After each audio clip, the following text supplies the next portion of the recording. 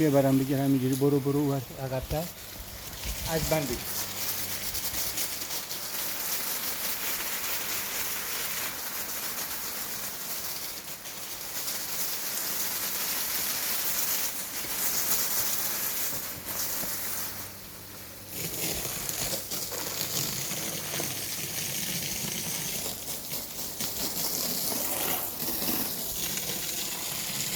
اینو میگن تنشویی.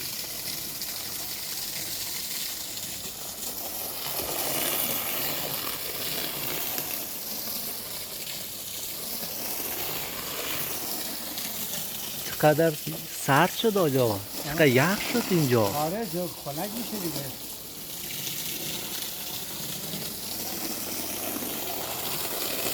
اینه یا آقا بیاری که در درخت داره.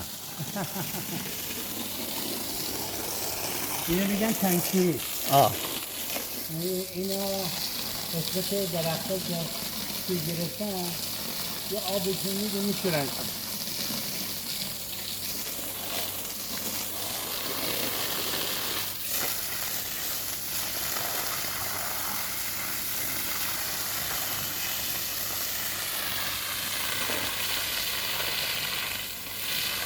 اینجا هست که خالی کردم برای پودره هستی تازه وردیم. درسته. اندازه یک کیلو هر کدوم کیلو یک کیلو بذار دور تا دور.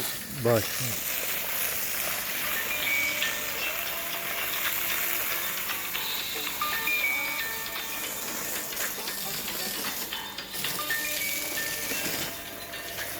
دیگرم بگیری دیگرم بگیری.